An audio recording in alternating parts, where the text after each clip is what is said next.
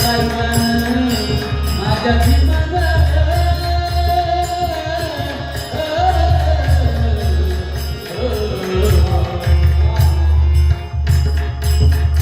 माझ्या भीमान जीव तुझा वाचवला ग बाई. महात्मा ज्योतिराव फुल्यांनी सतीची चाल बंद केली. मेलेल्या नवऱ्याच्या शरणावर बाईला का जाळता, काय पाप केलं तिने म्हणून ज्योतिबांनी आग्रह केला.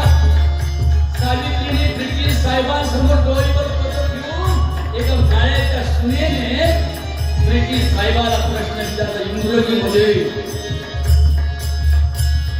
कशासाठी? बाईला जिवंत जाळायचं नाही, नवऱ्याच्या शरणावर हा कायदा करा. तो कायदा माझ्या भीमाने केला, कायदा माझ्या भीमाने केला, माझ्या भीमाने केला कायदा, माझ्या भीमाने केला कायदा, कायदा माझ्या भीमाने केला, अरे माझ्या भीमाने केला, माझ्या भीमाने केला, माझ्या भीमाने केला कायदा. नवऱ्याच्या शरणावर बाई जळत होती. हे धर्म मार्तंडी लोक तिला म्हणत होते सती. तसं नाही करायचं, असं म्हणतो पोरगायचा.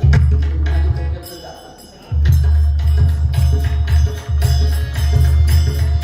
धर्म मार्तंड तिला म्हणत होते सती.